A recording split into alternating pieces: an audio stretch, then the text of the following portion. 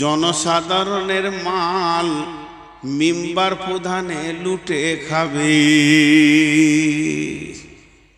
সরকারি বরাদ্দ টাকা, বিপিএল এর টাকা, ইন্দিরাবাসের টাকা, সড়ক যোজনার টাকা, কন্যাশ্রীর টাকা, রূপশ্রীর টাকা, বিদ্যালয় নির্মাণের পুনর্নির্মাণের টাকা, যত সরকারি কাজের বরাদ্দ হবে ওই বরাদ্দটা লিখবে একটা আর মাল দিবে আর একটা।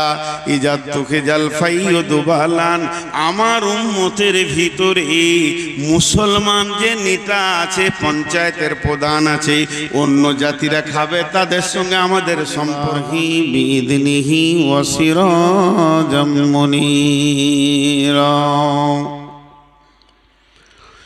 أما بعد فإن خير الحديث كتاب الله وخير الهدي هدي محمد صلى الله عليه وسلم وشر الأمور محدثاتها وكل محدثة بدعة وكل بدعة ضلالة وكل ضلالة في النار. فقد قال الله تبارك وتعالى في كلامه المجيد وفرقانه الحميد. أعوذ بالله من الشيطان الرجيم. يسألونك عن الساعة أيان مرساها فيما أنت من ذكراها إلى ربك منتهاها كأنهم يوم يرونها لم يلبثوا إلا عشية أو ضحاها. بسم الله الرحمن الرحيم. ويقولون متى هذا الوعد إن كنتم صادقين. قل إنما العلم عند الله وإنما أنا نذير مبين.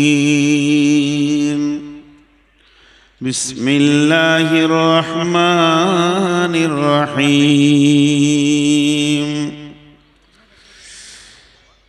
وما قدر الله حق قدره والأرض جميعا قبضته يوم القيامة والسماوات مطوية بيمينه سبحانه وتعالى عما يشركون. ونفخ في الصور فصعق من في السماوات ومن في الأرض إلا من شاء الله ثم نفخ فيه أخرى فإذا هم قيام ينظرون. ونبي هريرة رضي الله تعالى عنه قال قال رسول الله صلى الله عليه وسلم إذا اتخذ الفي ضبالا والأمانة مغناما والزكاة مغراما تعلم لغير دين آتى الرسول امرته أكا أمه أذن صديقه أقصى أباه جاهرت الأصوات في المساجد ساد القبيلة فاسقهم زعيم القوم أرذلهم وأكرم الرجل مخافة سره وجاهرت الكائنة والمعازف وسربت الخمور لباس الحرير لنا هذه الأمة أولها أو كما قالت النبي صلى الله عليه وسلم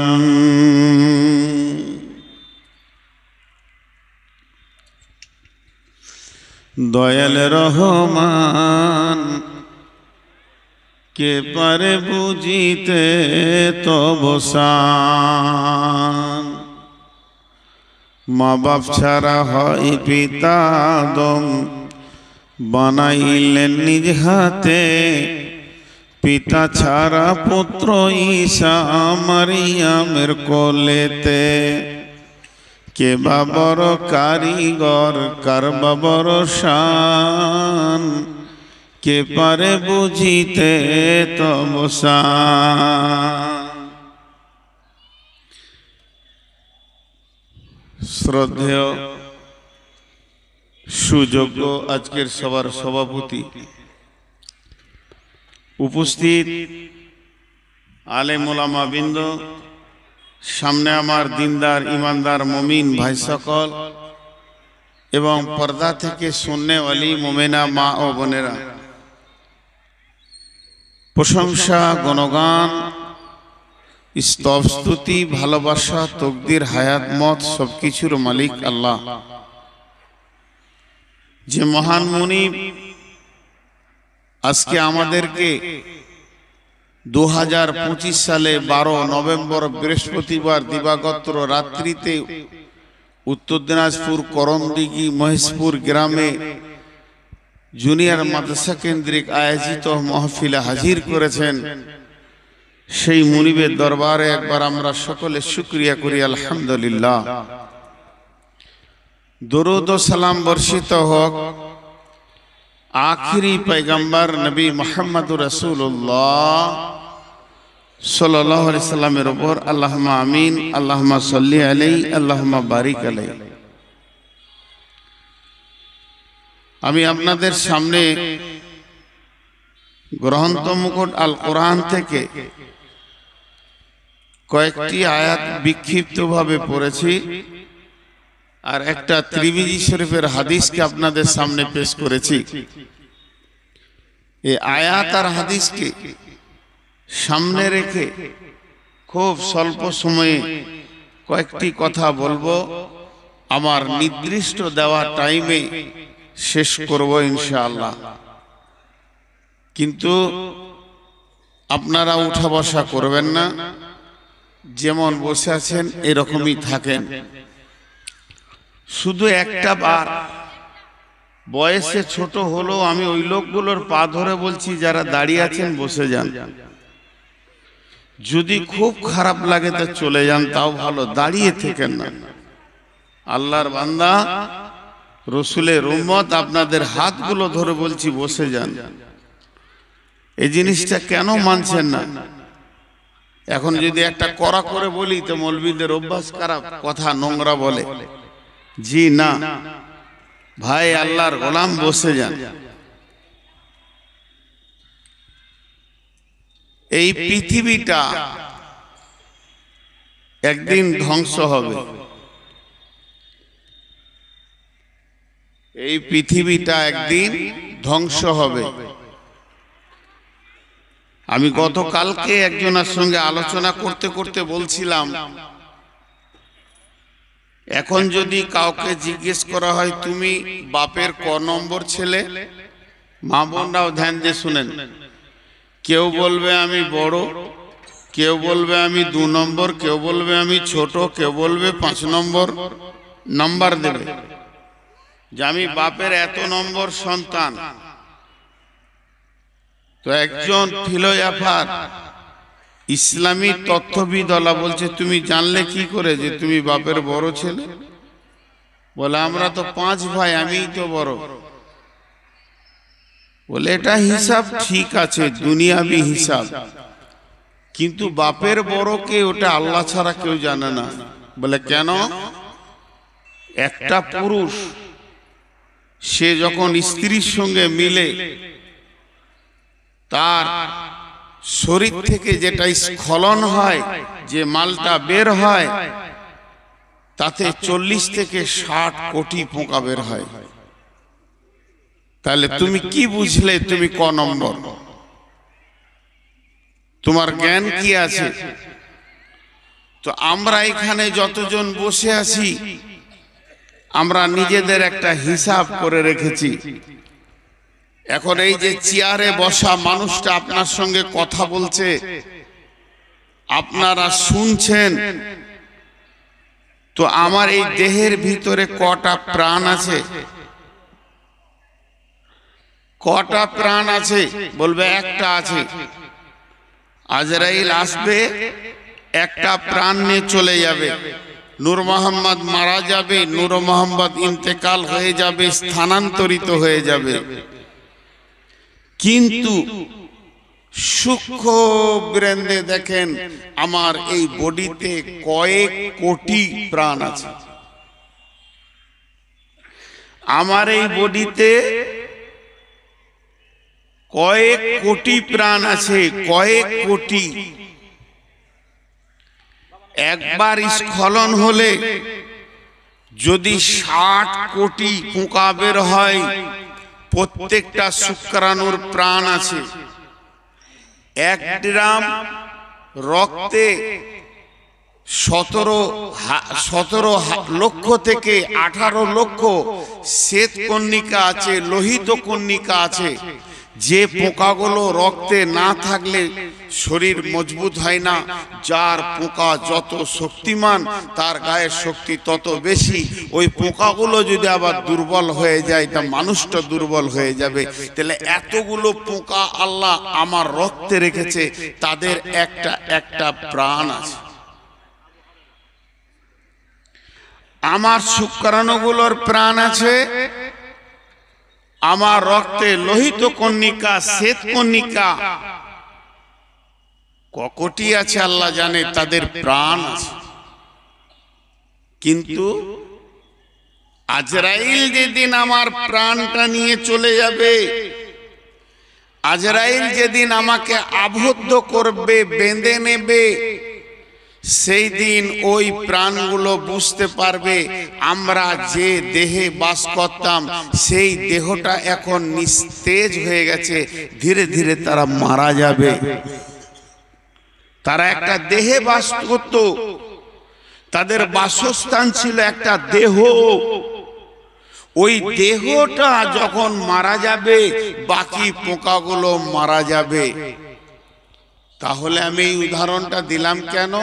এই সারা পৃথিবীটা আল্লাহর মাখলুক, যেদিন পৃথিবী ধ্বংস হবে, যারা পৃথিবীতে বাস করছে তারা বেঁচে আর থাকবে না। এই সারা পৃথিবীটা আল্লাহর মাখলুক, যেদিন পৃথিবী ধ্বংস হয়ে যাবে, পৃথিবীতে যারা বাস করছে তারা আর বেঁচে থাকবে না, মরবি মরবি মরবি। আর একটা উদাহরণ দিব, আমি আয়াতের দিকে চলে যাব। সেই উদাহরণটা কি? এখনকার মানুষ যে কোনো মাল কিনে তার ওয়ারেন্টিটা চায়।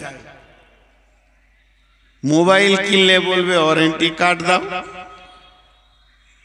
একটা যদি মোবাইলের কভার কিনে ওয়ারেন্টি কার্ড দাও। একটা যদি প্রেসার কুকার কিনে ওয়ারেন্টি কার্ড দাও। একটা যদি টর্চ লাইট কিনে ওয়ারেন্টি কার্ড দাও। মানে মানুষের মিজাজে ঢুকে গেছে এইটা গ্যারেন্টি কতদিন আছে। মালটা যে আমি 2 টাকা, 20 টাকা, 50 টাকা, 100 টাকা, 200 টাকা, 500 টাকা, 1000 টাকা, 10,000, 20,000 দিয়ে মাল কিনলাম, এই মালটার গ্যারেন্টি কদিন আছে? তেমনি এই ময়দানের এক পাশে বিরাট বড় দক্ষিণ পাশে রাস্তার গায়ে একটা ফ্ল্যাট তৈরি হচ্ছে 20 তলা। ফ্ল্যাটটা যিনি বানাচ্ছেন বাইরে থেকে উনি ইঞ্জিনিয়ার এনেছেন, বিদেশ থেকে মিস্ত্রি এনেছেন, লেবার এনেছেন, কাজ শুরু হচ্ছে। ও ওয়ারেন্টি নিচ্ছে। কি ওয়ারেন্টি নিচ্ছে? ইঞ্জিনিয়ারকে বলছে কোন নদীর বালি দিব আপনাকে বলতে হবে। এ কথা জেনে রাখেন, ভারতবর্ষে যত জায়গায় বালি উঠে সেই বালিগুলো আগে ল্যাবরেটরিতে যায়, তাদের পরীক্ষা হয় কোন বালির ধারণ ক্ষমতা কত বেশি, কার সঙ্গে লবণাক্ত সম্পর্ক আছে আর কার সঙ্গে নাই। যেটা মিষ্টি বালি সেটা বেশি কাজ হয়। এর জন্য ইঞ্জিনিয়ারদের এগুলো জানা আছে। ইঞ্জিনিয়ার লিখে দিল তোমার আশেপাশের নদীর বালি চলবে না, তুমি মজবুত বাড়ি করবে বর্ধমান অজয় নদী থেকে নিয়ে এসো, কিংবা বীরভূমে ময়ূরাক্ষী থেকে নিয়ে এসো। সেখানকার বালি এলো, ঘরও মজবুত বানাবে। স্যার ইট কোন ভাটা থেকে নিব? কোন ভাটার ইটের ধারণ ক্ষমতা বেশি? উনি লিখে দিলেন লালগোলা চলে যাও, ওখানকার ইটের ধারণ ক্ষমতা বেশি, মুর্শিদাবাদের নিয়ে এসো। দুটা দামি মাল এলো। স্যার রড কোন কোম্পানির লাগাবো? উনি লিখে দিলেন এলিগেন্ট। সেমি স্টিল চলবে না, এলিগেন্টের রড লাগাও। এলিগেন্ট রড চলে এলো। স্যার সিমেন্ট বলে অম্বুজা প্লাস হলে ভালো হয়, এলটি যদি পাওয়া যেত তো আরো ভালো। চলে এলো। বাকি থাকলো কি? আপনারা বেরেন্দে বলেন বাকি থাকলো কি? পাথর এলো, রড এলো, সিমেন্ট এলো, বালু এলো, ইট এলো, মাল এসে গেল। বন্ধু, সিমেন্টের গায়ে লেখা আছে 80 বছরের ওয়ারেন্টি। আমার সিমেন্টের যেটা কেমিক্যাল 80 বছরের ধারণ ক্ষমতা রাখে। আর এলিগেন্ট রড অ্যাডভার্টাইজ দিচ্ছে 100 বছর, কোনো চিন্তা নেই। দরের আগে দাও, ঢালাইয়ে লাগিয়ে দাও, প্লালে লাগিয়ে দাও, আমার রড মরিচিকা ধরবে না 100 বছর। সবারই ওয়ারেন্টি পাওয়া গেল। কিন্তু বড় দুঃখের বিষয়, যে জমিনের ওপরে ঘরটা বানানো হবে, যে জমিনটাতে ওপরে ঘরটা বানানো হবে, যে জমিনটার ওপরে ঘরটা বানানো হবে, ওই জমিনওয়ালার সঙ্গে কে যোগাযোগ করবে? আল্লাহ, আমি তো ঘর বানাচ্ছি কয়েক কোটি টাকা দিয়ে, এই টাকাগুলো যে জমির ওপরে আমি ঢেলে দিব, এই জমিটা তুমি কতদিন রাখবে? কতদিন এই পৃথিবীটা থাকবে? না আমার ঘর বানানো হবে, পরের দিন ধ্বংস শুরু লীলা হবে। এটা তো আমি চাইছি না। সবারই কাছে গ্যারেন্টি নিলাম, কেউ 70 বছর, 80 বছর, 100 বছর পর্যন্ত দিল, এরপরে গ্যারেন্টি কেউ দিল না। আমি তো ঘরটা বানাবো জমিনের পিঠে, এই ঘরটা আমি আর কোথাও বানাবো না। তাহলে জমিটা কতদিন ঠিক থাকবে, নষ্ট হবে না, এটা আমাকে বলে দিন। এটা আমাকে বলে দেন, কে দিবে? ওয়ারেন্টিটা কে দিবে? কোন মৌলবি দিবে না মুফতি দেবে? ওয়ারেন্টিটা কে দিবে? কোন মুহাদ্দিস দেবেন না মাদানি দেবেন? ওয়ারেন্টিটা কে লিখে আনবে মাবুদের কাছ থেকে? যে আমার হাতে ধরিয়ে দিবে, আপনার হাতে ধরিয়ে দেবে। বন্ধুরে, এটা কোনো প্রসেসিং নাই, এটা কোনো রাস্তা নাই। তবে আমার নবী বলে গেছেন, তিনি ইসলামের দায়িত্বভার নিয়ে, কোরআনের প্রচারের দায়িত্বভার নিয়ে পৃথিবীতে এসেছিলেন। এই উম্মতের যিনি দায়িত্ব নিয়ে এসেছিলেন, তিনি বলে দিয়েছেন, উম্মত রে, তুমি এই পৃথিবীতে কতদিন থাকবে? উম্মত রে, তুমি যে ঘর বানাবে তো কতদিন থাকবে? লা তাকুমুস সাআতু ফিল আরদি হাত্তা ইকালা আল্লাল্লাহ।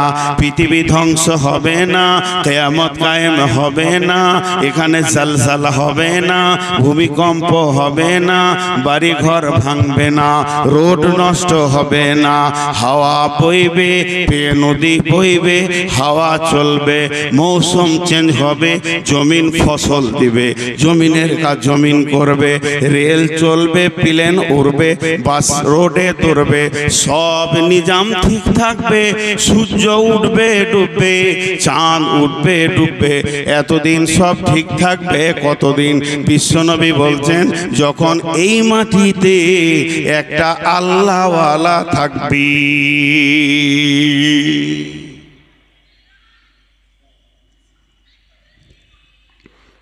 একটা আল্লাহওয়ালা থাকবে।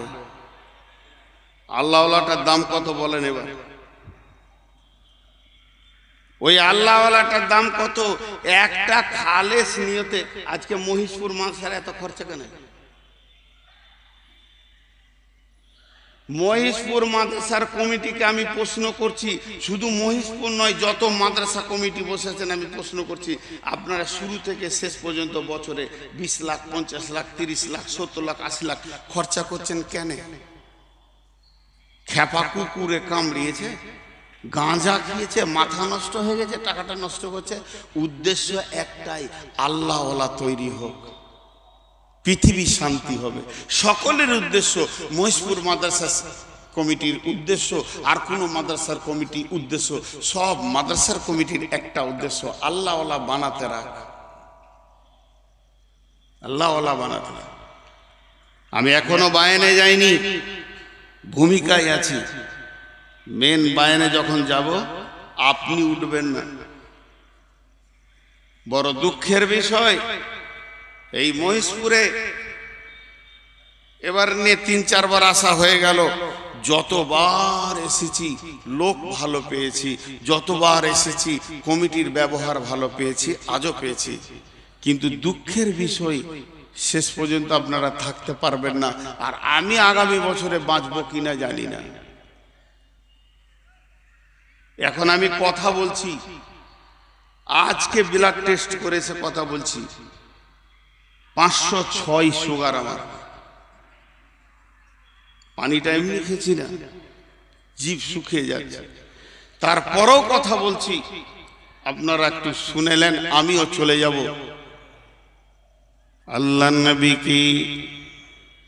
আল্লাহর নবীকে ঘন ঘন প্রশ্ন করা হতো, উল্টা পাল্টি প্রশ্ন করা হতো।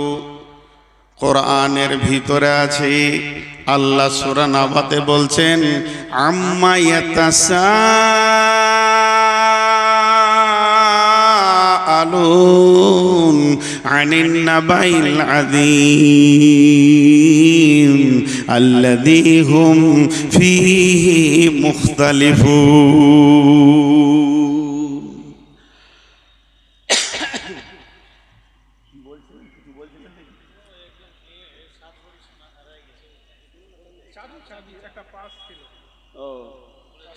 আচ্ছা বলে দিচ্ছি, এগুলো বলতে হবে, কিন্তু খাবারের লেগার বলি না।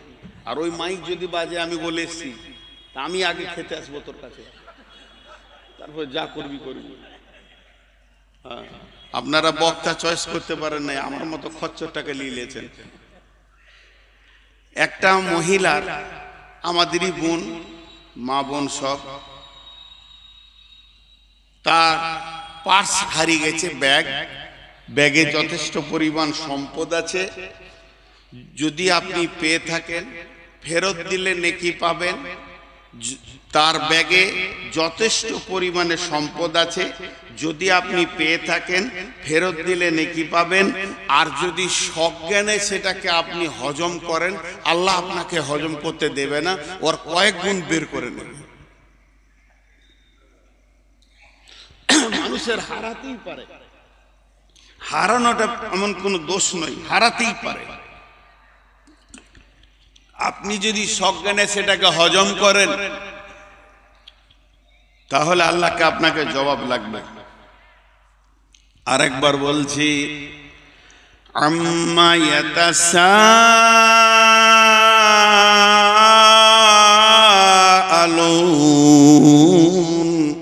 আল্লাহ এত এত জোর টান মারলে কেন? আল্লাহ তার নবীকে বলছে, নবী রে, হে আমার প্রাণ প্রিয় নবী, তোমাকে কি বিষয়ে ওরা প্রশ্ন করছে? কি বিষয়ে প্রশ্ন করছে গো? বলো। তোমাকে উল্টা পাল্টি করছে। আল্লাযী হুম ফীহি মুখতালিফুন, কোন বিষয়টা নিয়ে ইখতিলাফ করছে, কনফিউশন তৈরি করছে। এমন কিছু কথা আছে আপনার দিলে কনফিউশন করে দিতে পারবো, আমি পারবো। এখন আপনিও পারবেন আমাকে। আমি একটা দোকান বানিয়েছি, ওই দোকানে আপনি আসলেন, আমি বললাম ভিভোর 29 প্রো এটা মালটা ভালো, এর মতো মাল নাই, ভারতবর্ষের মতো মাল নাই, এর থেকে দামি আর মোবাইল হয়নি, এটাই শেষ দামি, কোনো কোম্পানি বের করতে পারেনি। বলতে বলতে আপনাকে বললাম দাম হলো 40,000। এতগুলো কথা বলার পর শেষকালে খালি যদি বলি তবে কিন্তু মালটাতে, আর কিছু বললাম না, তবে কিন্তু মালটাতে আর কিছু বললাম না, আপনার মনে কিন্তু শুরু হয়ে গেল। তো ওই কাফেররা করতো কি, কিয়ামতকে নিয়ে রসুলের সঙ্গে ফাজলামা করতো। হবে হবে, হ্যাঁ হবে, কি জানি এটা কেমন মনে হচ্ছে। আল্লাহ বলছে তোমার দিলকে তারা ইখতিলাফ তৈরি করে দিছে, মতভেদ তৈরি করে দিছে, দোদুল্যমান তৈরি করে দিছে। তবে শুনে নাও, আল্লাযী হুম ফীহি মুখতালিফুন কাল্লা সায়ালামুন সুম্মা কাল্লা সায়ালামুন কাল্লা সায়ালামুন, নিশ্চয়ই তারা জানবে জানবে জানবে, সুম্মা কাল্লা সায়ালামুন, আবার বলছি তারা নিশ্চয় জানবি।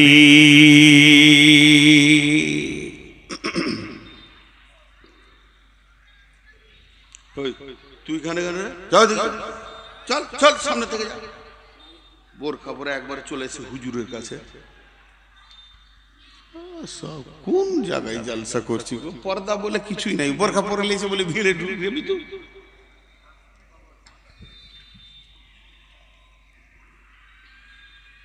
হ্যাঁ আমার আফসোস। সবাই একবার বলেন আলহামদুলিল্লাহ। কই সবাই বলেননি? সবাই বলেন আলহামদুলিল্লাহ। এবার ভালো লাগছে, কিন্তু এই কটাকে বসাতে পারলাম না। ওরা মানুষ না গরু, না ঘোড়া, না গাধা, না তার থেকেও নিকৃষ্ট কোনো মাল। আহা, এরা বসলো না। চামড়া যে কত মোটা।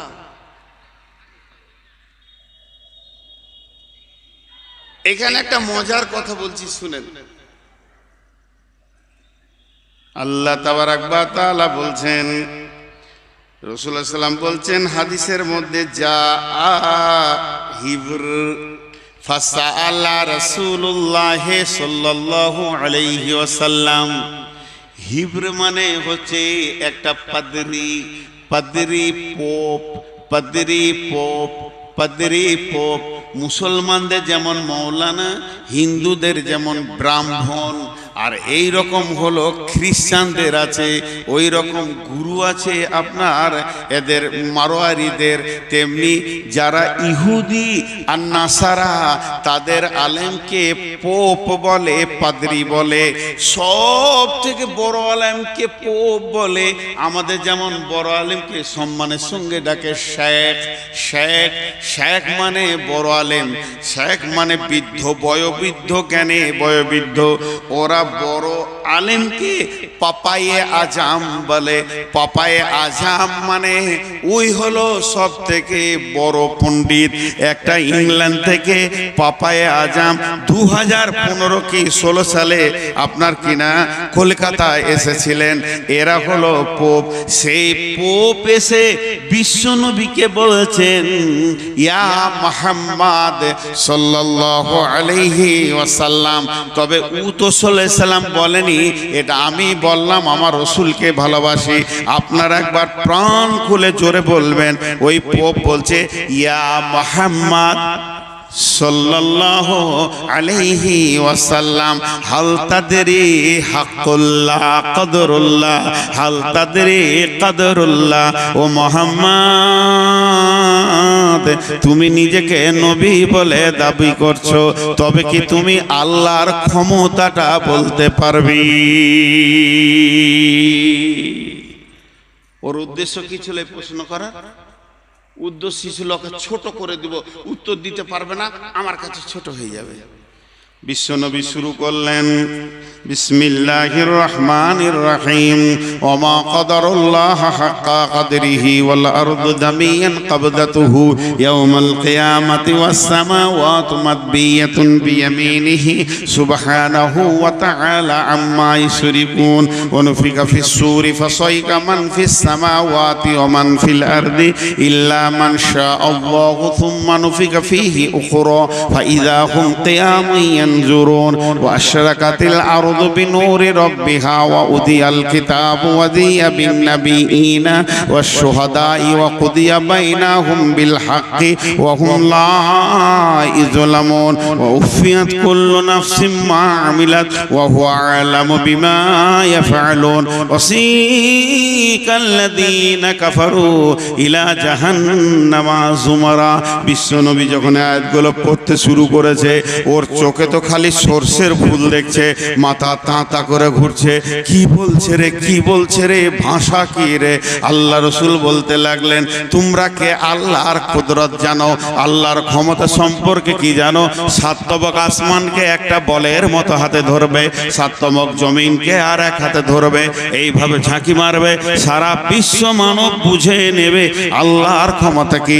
নবী এই আল্লাহ এমন, উনি এক একক, কাউকে সঙ্গে লেন না, ওনার কোনো শরীক নাই।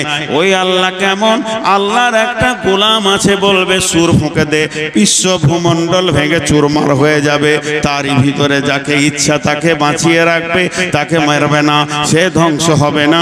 দ্বিতীয় সুর যখন ফুরা হবে, সারা বিশ্বটা ধ্বংস হয়ে যাবে, তারপরে আবার আল্লাহ সবগুলোকে দাঁড় করাবেন। কেমন কুদরত! ধুলিসাৎ হয়ে গেল, নিশ্চিহ্ন হয়ে গেল, পিপুলিকার মতো একটা দেখা যাচ্ছে না, আবার সবগুলোকে কুদরতের হুকুমে এক জায়গায় দাঁড় করাবে, তাদের হিসাব নেবে, তাদের কাছ থেকে নেবে রসুলের মতো চেহারা, তাদের কাছ থেকে নেবে ভালো আমল, এরপরে তাদেরকে জান্নাতে জাহান্নামে দেবে, সার্টিফিকেট দেবে। আমার আল্লাহ এমন কুদরতি ক্ষমতা আছে, মানুষের দিলে এমন একটা রিয়াকশন দিয়ে দেবে, ওরা নিজেই বুঝে নেবে আমি কি করে এখানে এসে হাজির হলাম। তারপরে আল্লাহ ফেরেশতাদেরকে বলবে, কাফেরদেরকে হাঁকি নিয়ে গিয়ে জাহান্নামে ভরে দাও, আর জান্নাতীদেরকে আদর করে নিয়ে গিয়ে জান্নাতে ভরে দাও। একবারে বিরাট বড় সাবজেক্টে ছোট করে নবীজি বলে দিলেন। ওর চরক গাছ হয়ে গেল, মাথা তাঁতা করে ঘুরছে।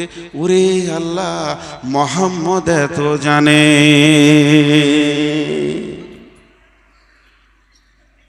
জি ভাই, আমরা নিজেদেরকে ভাবি না। আর দুটো আয়াত বলবো, ইয়াসআলুনাকা আনিস সাআতি আইয়ানা মুরসাহা ফীমা আনতা যিকরাহা ইলা রাব্বিকা মুনতাহাহা। আবার আল্লাহ রসুলকে প্রশ্ন করা হতো, সেই কিয়ামত কবে হবে? ইয়াসআলুনাকা আনিস সাআতি আইয়ানা মুরসাহা, হে নবী বলে দাও কিয়ামত কবে হবে। আল্লাহ নবী বলছেন, যে ব্যাপারে তোমরা জিকির করছো এ ব্যাপারটা এটা নয়, এই ব্যাপারটা আছে ইলা রাব্বিকা মুনতাহাহা, এটা কবে শুরু হবে তো রবের কাছে আছে, ডেট, তারিখ, সময় নির্দিষ্ট করা আছে। ইল্লা কান্নাহুম ইয়াউমা ইয়ারাউনাহা লাম ইয়ালবাসু ইল্লা আসিয়াতান আও দুহাহা, এটা যেদিন হবে তোদেরকে যখন দাঁড় করানো হবে, তোরা কিয়ামতের মাঠে দাঁড়িয়ে বলবি, আমি দুনিয়াতে এক বেলা ছিলাম, কিংবা এক সকাল এক সন্ধ্যা ছিলাম, বেশি দিন আমি দুনিয়া করিনি।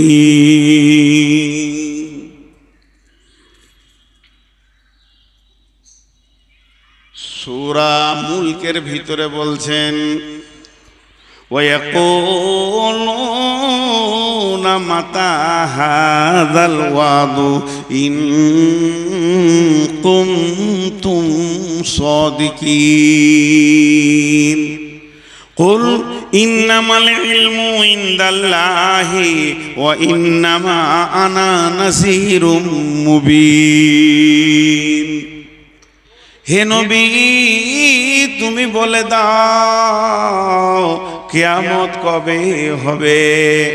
নবীজি বলছেন, না, এটা আমার বলার বিষয় নয়, এ বিষয়টা আল্লাহর কাছে রয়েছে। আমি শুধু তোমাদেরকে ভয় দেখানোর জন্য এসেছি, আমি নির্দিষ্ট কিয়ামতের ডেট নিয়ে তোমাদের কাছে আসিনি।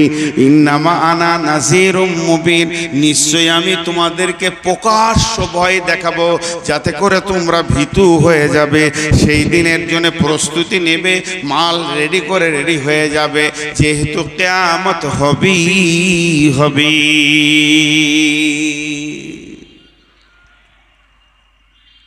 আমার ভূমিকা শেষ। ভূমিকাটাকে আমি 1 মিনিটে গোটাবো। 1 মিনিট লাগবে না, 30 সেকেন্ড।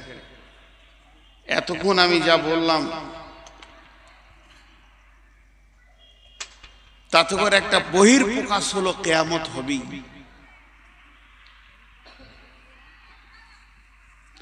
এতক্ষণ আপনাদের সামনে আমি যা বললাম তার টোটাল একটা অঙ্ক দেখা গেল, অ্যামাউন্ট পাওয়া গেল, কিয়ামত হবেই, এই জিনিসটা পাওয়া গেল। তাহলে সেটা কত দূরে? সেটা কত দূরে? বিশ্বনবী এত দূর বলেছেন, বারটা থাকবে শুক্রবার, যেদিন ইসরাফিল সুর ফুঁকবে, বারটা থাকবে শুক্রবার। যেদিন ইসরাফিল সুর ফুঁকবে, মাসটা থাকবে মুহররম মাস। মুহররম মাসের 10 তারিখে শুক্রবার, সেই দিন কিয়ামত শুরু হয়ে যাবে। কিয়ামত যত কাছে আসবে, মানুষের ভিতরে তত ব্যস্ততা বেড়ে যাবে। মানুষ একজনও চুপচাপ বসে থাকবে না, বসার সময় থাকবে না।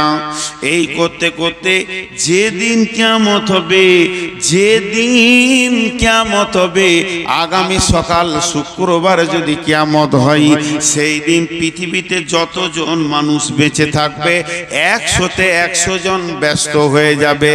একটা লোককে ফ্রি দেখা যাবে না। চাষিরা মাঠের দিকে দৌড়বে, ছেলেরা স্কুলের দিকে মাদ্রাসার দিকে দৌড়বে, শিক্ষকরা ডিউটির দিকে দৌড়বে, খরিদ্দার দোকানের দিকে দৌড়বে, দোকানদার দোকান খুলবে। গোটা পৃথিবী যেন ব্যস্ততা নিয়ে উঠবে। এমন সময় বিশ্বনবী বলছেন, একটা খরিদ্দার কাপড়ের দোকান যাবে, কাপড়টাকে দেখবে, বলবে কাপড়টা আমার পছন্দ হয়ে গেছে, এটা বুখারীর হাদিস। তারপরে বলবে, ভাইয়া আমাকে এটা 3 মিটার কি 5 মিটার দিয়ে দাও। দোকানদার তাড়াতাড়ি করে মিটারটা মাপবে, মেপে কাঁচিটা ধরবে, আর খরিদ্দার পকেট থেকে টাকাটা বের করে ধরে থাকবে, ও কাপড়টা কেটে দেবে, এই টাকাটা দিয়ে দেবে। এই নিয়তে ওর হাতে কাঁচি, এর হাতে টাকা, কাঁচিটা বসাতে যাবে, বসানো আর হবে না। অনুফিকা ফিস সূরি ফাসাইকা মান ফিস সামাওয়াতি ওয়া মান ফিল আরদি। ওই অবস্থায় ইসরাফিল সূর ফেঁকে দিবে, হাত থেকে কাঁচি পড়ে যাবে, হাত থেকে টাকা পড়ে যাবে। মানুষ নাফসি নাফসি নাফসি নাফসি নাফসি নাফসি নাফসি নাফসি নাফসি নাফসি করবে। এই জন্য সূরা নাজিয়াতে ওরা বলেছে, আবার কি আমাদেরকে ফিরে আসতে হবে? গলে যাব, পচে যাব, কবরে মাটি হয়ে যাব, এরপরে কি পুনরুত্থান হবে নাকি? আল্লাহ বলছে হবে। এমন পুনরুত্থান হবে, ফাইন্নামা হিয়া জাসরাতু ওয়াহিদা ফাইদা হুম বিসাহিরা। একটা হুঙ্কার মারবো আর তোদেরকে আমাদেরকে কিয়ামতের ময়দানে দাঁড় করিয়ে দেব। তখন ওইখানে ওরা বলছে এটা তো সব থেকে নোকসানের কথা। ওয়ান্নাসিয়াতে গারকা ওয়ান্নাসিতাতি নাসতা ওয়াসসাবিহাতি সাবহা ফাসসাবিকাতি সাবকা ফালমুদাব্বিরাতি আমরা ইয়াওমা তারজুফুর রাজিফা তাতবাউহার রাদিফা কুলুবু ইয়াওমাইযি ওয়াসিফা আবসারুহা খাসিয়া ইয়াকুলুনা আইন্না লামারদুদুনা ফিল হাফিরা আইযা কুন্না ইদামান নাখিরা আইযা কুন্না ইদামান নাখিরা। আল্লাহ তাবারক ওয়া তাআলা বলছেন ওরাই বলবে গলে পচে যাওয়ার পর কি আবার পুনরুত্থান হবে? কোরআন বলছে হবে, এরা বলছে এটা তো বড় নোকসানের কথা শুনছি। আবার যদি পুনর্বার আমাদের জীবিত হয়ে কিয়ামতে দাঁড়াতে হয় তো এটা আমার নোকসান ছাড়া এটা লাভ খুঁজে পেছি না।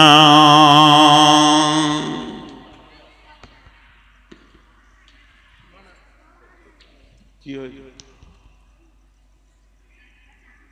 বলছিলাম কি মৌলানা মুফতি রাইহান উনি 3,70,000 কথা বলেন। আমি বায়ানের মাঝে কি করে তো করবো? তাহলে আমি কালেকশন শুরু করে দিই। আপনারা যা বলবেন আমি শুনবো, কারণ আপনারা কমিটি। আমি এতটুকু আপনাদের কথার বাইরে যাব না।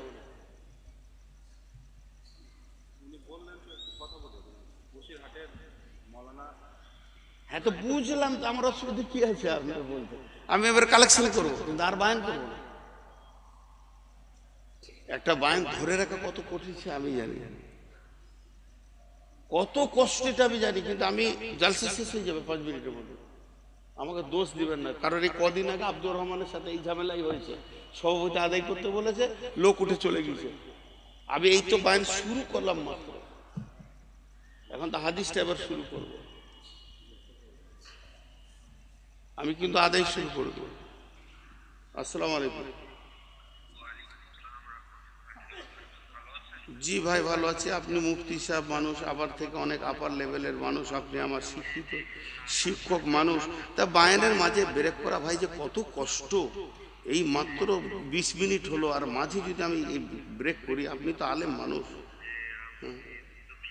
হ্যাঁ, তা আপনি দান করেছেন 3 লক্ষ টাকা, শুনে খুশি হলাম।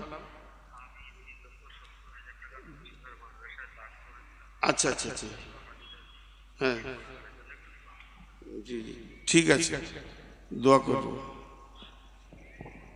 ফোনটা কাটে।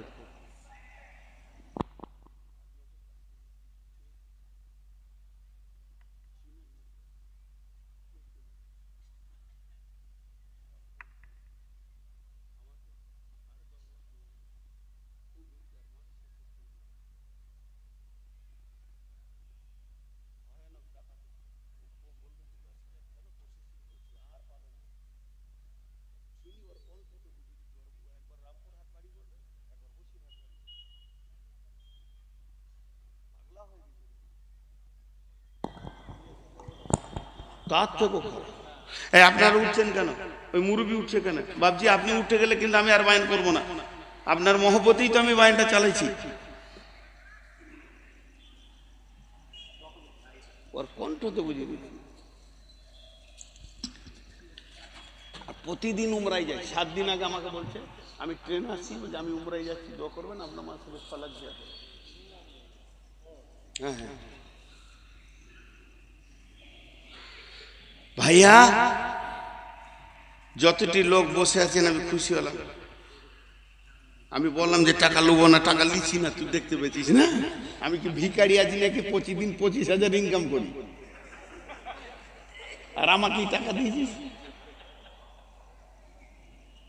জি, তো একটু ধৈর্য ধরে টোটালটা একটু গুছিয়ে নি। এতক্ষণ আমি যা বললাম তাতে নিশ্চিত কিয়ামত হবেই। এটার উপরে কার কার ঈমান নাই হাত তুলেন, হাত তুলেন দেখি। 4টা হাত উঠেছে, ওদের ঈমান নাই।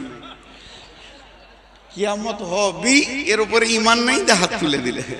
আহা, আসলে ও ঝুঁকে তুলেছে, নেকি পাবে।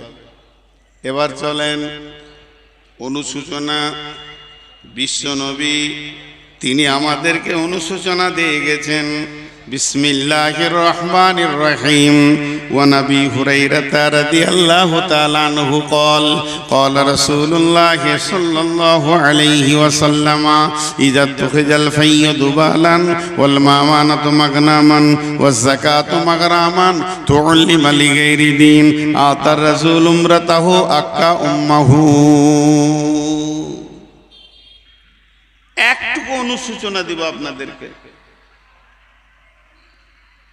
যতটি লোক বসে আছেন হাতগুলো ধরে বলছি 10 মিনিট আমাকে দেন, তারপর আমি বলবো আপনারা উঠে যান, তখন আপনারা আমাকে বলবেন আপনি সময় দেন। 10টা মিনিট চেয়েছি ভিখারির মতো 10টা মিনিট চেয়ে নিয়েছি। একটা উদাহরণ দিব, আমার উদাহরণগুলো খুব অ্যাপ্রোপ্রিয়েট। দোমোহনাতে একটা ছেলে বাসে চেপেছে,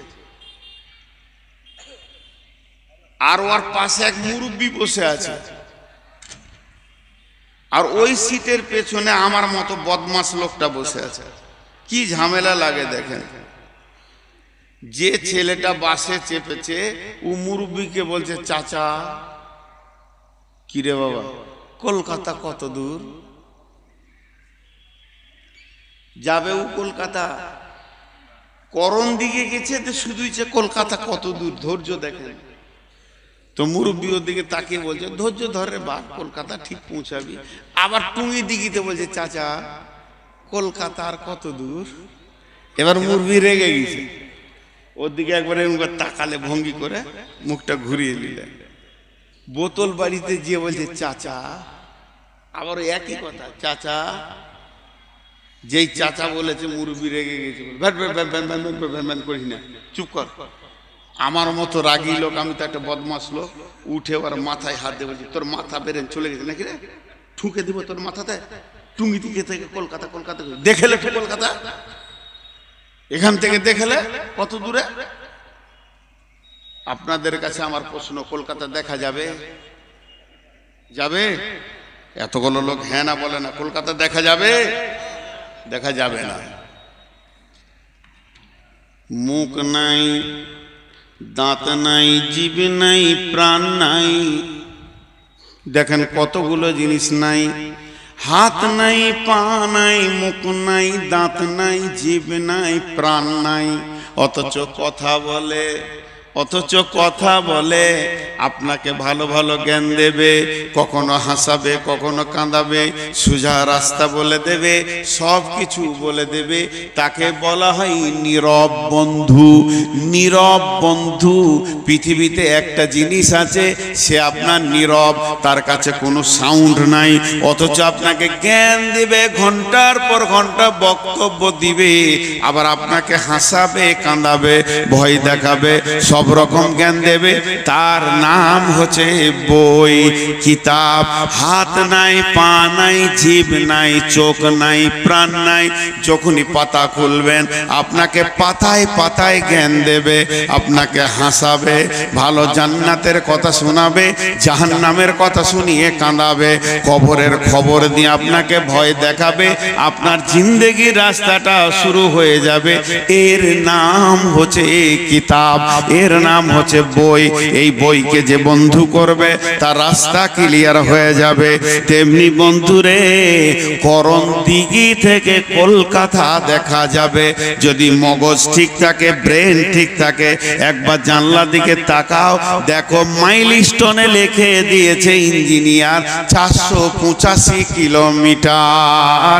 তোমার আর সন্দেহ থাকবে না 378 kilometre. Siliguri 127 kilometre, 120 kilometre, 186 kilometre. আপনি এখান থেকেই বুঝে নেবেন কলকাতা আর কত দূরে। দেখতে না পেলেও মন শান্তি হয়ে যাবে। ওই 400টা একবার 100 হয়ে যাবে।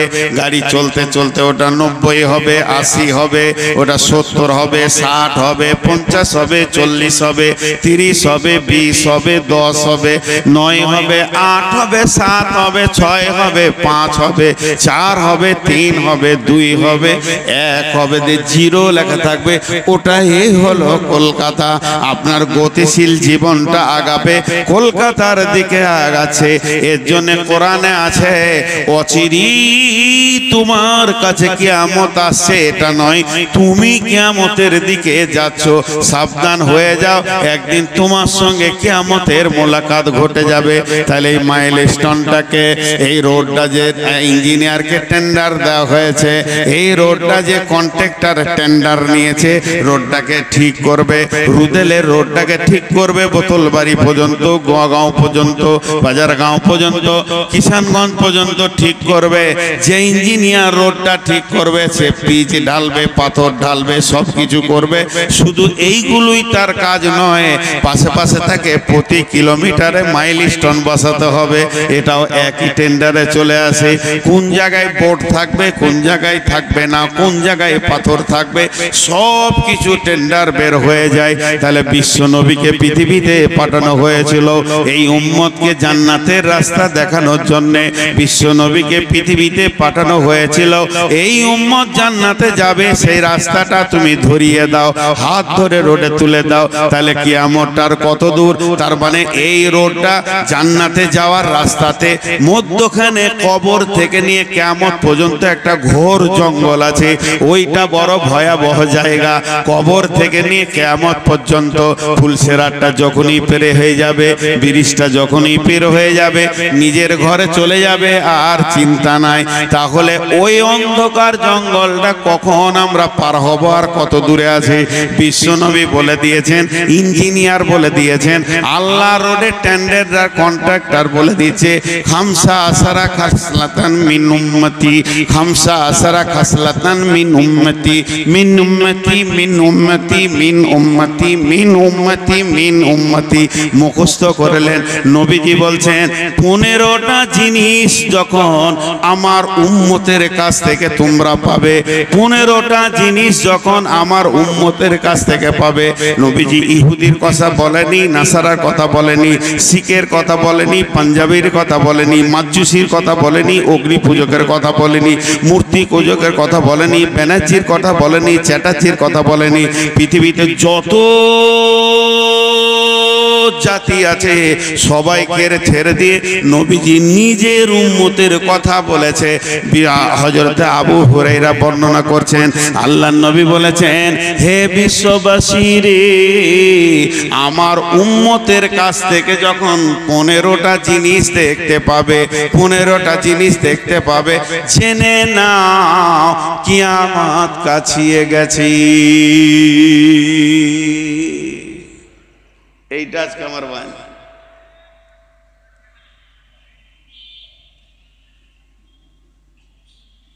খুব ব্যস্ত না?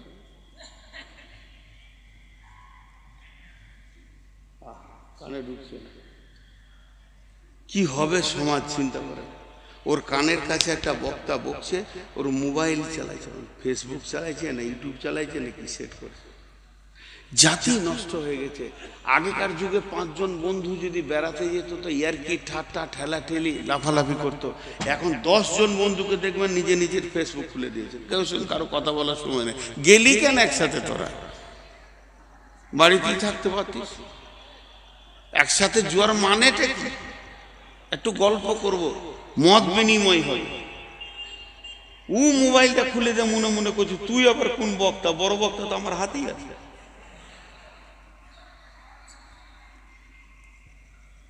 আহা, পানি খাই। এই দৃশ্যটা দেখলাম। কি পানি? ও আচ্ছা আচ্ছা, মাশাআল্লাহ। এবার আমি শুরু করছি। আল্লাহ রসুল আফসোস করে বলছে, আমার উম্মতরা এগুলো করবে। 1 নম্বরটা বাদ দিয়ে বলবো। 1 নম্বরটা খুব লোড, খুব ভারী, ওজন খুব, আপনারা নিতে পারবেন না। ওই জন্য 1 নম্বরটা বাদ দিয়ে বলবো না। 1 নম্বরটা বলবো, খুব সাবধান। কিন্তু বিশ্বনবী বলছেন, নাম্বার 1, ইদা তুখিজাল ফাইয়ুদু বালান, ইযা তুখিজাল ফাইয়ুদু বালান, জনসাধারণের মাল মিম্বার প্রধানে লুটে খাবে। সরকারি বরাদ্দ টাকা, বিপিএল এর টাকা, ইন্দিরাবাসের টাকা, সড়ক যোজনার টাকা, কন্যাশ্রীর টাকা, রূপশ্রীর টাকা, বিদ্যালয় নির্মাণের পুনর্নির্মাণের টাকা, যত সরকারি কাজের বরাদ্দ হবে ওই বরাদ্দটা লিখবে একটা আর মাল দিবে আর একটা। ইজাত তুখিজাল ফাইয়ুদু বালান, আমার উম্মতের ভিতরে মুসলমান যে নেতা আছে, পঞ্চায়েতের প্রধান আছে, অন্য জাতিরা খাবে, তাদের সঙ্গে আমাদের সম্পর্ক নাই। তাদের সুদ হালাল, তাদের মাল মেরে নেওয়া হালাল, লুটে নেওয়া হালাল। কিন্তু ইসলাম তো এর ব্যাপারে কথা বলেছে, জনসাধারণের মাল নেতারা লুটে লুটে খাবে। আর মিম্বার প্রধান সঙ্গে ডিলারকে নিয়ে টন টন চাল ডান দিক থেকে বাঁ দিকে চলে যাবে। এটা হলো কিয়ামতের আলামত।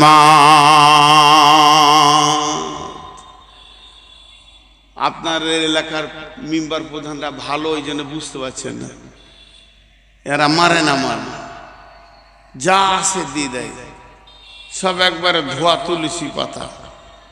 জি শুনেলেন, হযরত আবু বকর আর উমরের ভিতরে সবসময় একটা প্রতিযোগিতা চলতো। হযরত উমর মনে মনে করছে আমি আবু বকরকে এবার হারিয়ে দেব, এবার হারিয়ে দেব, এবার হারিয়ে দেব। বন্ধু, একটা জীর্ণ কুটিরে একটা মেয়ে বাস করত। একবারে 70-80 বয়স, মেয়েটির কেউ নাই, মা নাই, বাপ নাই, ভাই নাই, বোন নাই, ছেলে নাই, মেয়ে নাই, স্বামী নাই। ওর জন্য প্রতিদিনের খাবারটা ওখানে পৌঁছে দিত। হযরত আবু বকর পৃথিবী থেকে যখন চলে গেলেন, হযরত উমর এলেন গদিতে। ওই মেয়েটি ঘরের মধ্যে আছে, আর উমর মেয়েটি দু চোখে দেখতে পায় না। বুড়ি মাকে হযরত উমর রুটি আর হালুয়া মুখে ভরে দিয়েছে। আর যখনই রুটি হালুয়া ভরে দিয়েছে, মেয়েটি অঝর নয়নে কাঁদতে শুরু করেছে। খালি একটা কথা বলছে, সে আর নাই, সে আর নাই, নিশ্চয়ই আল্লাহ তাকে ডেকে নিয়েছে। উমর জিজ্ঞাসা করেন, বুড়ি মা কে নাই? বলে আবু বকর নাই, তুমি অন্যজন। বলে আপনি অন্ধ মানুষ দেখলেন কি করে? আমি আবু বকর না উমর। বলে শুনে লাও বেটা, আমার একটাও দাঁত নাই। ও যে আমাকে প্রতিদিন খাইয়ে দিত, তো চিবিয়ে নরম করে মুখে ভরে দিত। তুমি ডাইরেক্ট রুটি ভরে দিয়েছো, আমি বুঝে নিয়েছি সে আর নাই। তখন হযরত উমর কেঁদে বলছে, আবু বকর ভাই, তোমাকে কোনোদিন আমি পারলাম না, তুমি আমাকে হারিয়ে দিয়েছো। বিশ্বনবী 23 বছরে যে মিশনটা চালিয়েছিলেন, যে কলেজটা চালিয়েছিলেন, 23 বছর যে ইউনিভার্সিটি চালিয়েছিলেন, 1.5 লক্ষ সৈন্য তৈরি করে গেছিলেন, শিষ্য তৈরি করে গেছিলেন, নেতা বানিয়ে গেছিলেন, যাদেরকে নিয়ে পৃথিবীতে শান্তি আর শান্তি ছিল। সেই কোথা গেল? সেই শিষ্যরা আজ কোথায় হারিয়ে গেল? আল্লাহ নবী 23 বছর যে মসজিদে নববীতে আসহাবে সুফফা নামে মাদ্রাসাটা চালালেন, ওখান থেকে ডাক্তার হয় নাই, ইঞ্জিনিয়ার হয়নি, ডক্টরেট করেনি, পিএইচডি করেনি, এমবিবিএস করেনি, আর এফআরসিএস করেনি, এলএলবি করেনি, কোনো রকম ডিগ্রি ছিল না। কিন্তু চোর, মাতাল, লম্পট, খুনি, দাগাবাজ, লুটেরা, লম্পট, লাফাঙ্গারকে আল্লাহর রাসূল সোনালী মানুষ বানিয়েছেন। ফ্যাক্টরিটা কত সুন্দর ছিল। ওই হযরত উমর রাসূলের হাতে সেকেন্ড পর্যায়ে ছাত্র, ফার্স্ট পর্যায়ে ছাত্র আবু বকর। তাহলে হযরত উমর দেশকে শাসন করলেন একটা আঙ্গুলের ইশারাতে। 18 লক্ষ বর্গ মাইল শাসন করেছেন। আল্লাহর নবী বলছেন, আমার উম্মতকে কত সুন্দর আমি শিখিয়ে দিলাম কেমন করে দেশ শাসন করবে।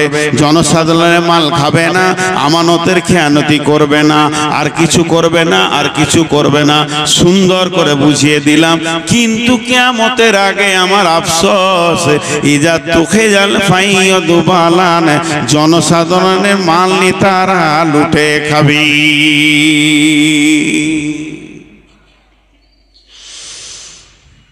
আজকে আমাদের অবস্থা কি ভাবেন একটু।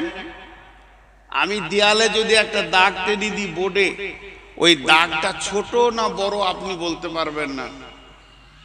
ওর পাশে আর একটা দাগ যদি টানা হয় তখন ও ছোট না বড় বলতে পারবেন। একদিকে এখনকার যুগের নেতাদের চরিত্র আর একদিকে রসুলের নেতাদের চরিত্র, দুটাকে পাশে পাশে রাখেন। 2002 সালটা বলছি, 2002 আমি বাংলাদেশে ছিলাম। ঢাকা আন্তর্জাতিক এয়ারপোর্ট থেকে একটা গাড়িতে চেপে ঢাকা ইসলামপুর ড্যামরা রোডে যাচ্ছি। আমার সাথে একজন সাথী ছিলেন ওই দেশের, ওর নামও মনে আছে। সেই ব্যক্তি গাড়িটাকে দাঁড় করিয়ে একটা পত্রিকা নিল, পত্রিকা যুগান্তর পত্রিকাটার নাম আমারও মনে আছে। আর পত্রিকার ফার্স্ট হেডিং এ বড় করে লেখা আছে, বড় করে, আমাদের ভারতবর্ষের একটা মন্ত্রীর নাম, নামটা বলবো না, অমুক মন্ত্রী আজকে সকালে ফার্স্ট ফ্লাইটে অক্ষত নিরাপত্তায় ভাবে নিজের দেশে ভারতে ফিরে গেলেন। মানে কোনো মন্ত্রী গিয়েছিলেন বাংলাদেশে, 2-3 দিনের সফর ছিল, খবরের কাজগুলো করে সে নিরাপত্তায় কোনো তার অসুবিধা হয়নি, আমাদের দেশে প্লেনে ফিরে গেলেন। এটা পত্রিকায় বের হয়েছে। সকালে ওখানে কিছু খায়নি, খুব ভোরে প্লেনটা দিয়ে লিখেছে সকালে বেড টি খেয়েছে। বেড টি, বেড টি বুঝেন তো, বিছানায় বসে এক কাপ, ডাইনিং টেবিলে লয়, নাস্তা লয়, বেড টি বলে ওটাকে। বিছানায় বসে এক কাপ চা খেয়েছে। তো সেই চাটার সেই যুগে 2002-এ খরচা হয়েছে 18,000 টাকা এক কাপ চা। ওর হলারের সাইজ কত? এক কাপ চায়ে 18,000। হ্যাঁ, এটা হলো ইংরেজি কম্পিউটার দ্রুতগামী যুগের মন্ত্রী, এটা হলো আধুনিক যুগের মন্ত্রী। বহু জ্ঞানের অধিকারী, এদের হাতে কম্পিউটার এসে গেছে, এরা দেশকে শাসন করছে। আমাদের মোদিজি শুধু পায়জামাটা পরে 15 লক্ষ টাকা দাম। যদি কোনো এখানে সেলাই মেশিনওয়ালা আছেন, চলে যান, টেলারটা ওখানে খুলেন গা, একটা পায়জামা 15 লক্ষ টাকা দাম। এটা হলো এই যুগের মন্ত্রীদের চরিত্র। চলেন রসুলের যুগে যায়। আল্লাহর নবী দুনিয়া থেকে চলে গেলেন, মদিনার গদিতে বসলেন কে? আবু বকর। আবু বকর দুনিয়া থেকে চলে গেলেন, মদিনার গদিতে খলিফা কে হলেন? খলিফা হযরতে উমর ফারুক রাদিয়াল্লাহু তাআলা আনহু। হযরতে উমর যখন মদিনার গদিতে বসলেন, তখন বিশ্ব শাসন করতে শুরু করলেন। 18 লক্ষ বর্গ মাইলকে তিনি শাসন করতেন। হযরত উমর ছোটতে আলাভোলা ছিল, ছোটতে সাদা সিধে ছিলেন, ছোটতে খুব বিচক্ষণতা পাওয়া যায়নি। একটা ঘটনা শুনলে বুঝবেন, ওর বাপ ওকে উট চড়াতে দিয়েছে মাঠে। উমর রে, উটগুলো নিয়ে যা, উটগুলো চড়িয়ে নিয়ে আয়। যখন বাড়ি আসে তো মাথার চুলে এক গাদা উটের লাদ, উটের গোবর গোটা মাথায় লেগে আছে। ওর আব্বা নাম হচ্ছে খাত্তাব। খাত্তাব জিজ্ঞেস করছে, উমর এখানে আই। দেউ গেল বাপের কাছে, তোর মাথায় এগুলো কি? এমনি হাত দিয়ে বলছে গোবর, খেপার মতো বলছে এগুলো গোবর। কিসের গোবর? বলছে উটের গোবর। উটের গোবর তোর মাথায় এলো কি করে বল? বলছে আব্বা মরুভূমিতে রোদ খুব, এবার রোদে বসবো কোথা? উটের পাছাতে গিয়ে বসেছি, লেদে দিয়েছে ও। বসার জায়গা দেখেন, উটের পাছায় বসেছি, লেদে দিয়েছে ও। ধোয়ার তো কোনো ব্যবস্থা নাই, তাই গোবর লেগে আছে।